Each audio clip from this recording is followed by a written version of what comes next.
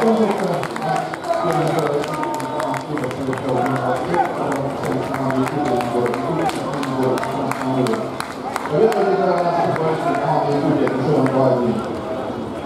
Футбольный клуб Якутия приглашает на наш стадион на следующий матч, который состоится 31 августа.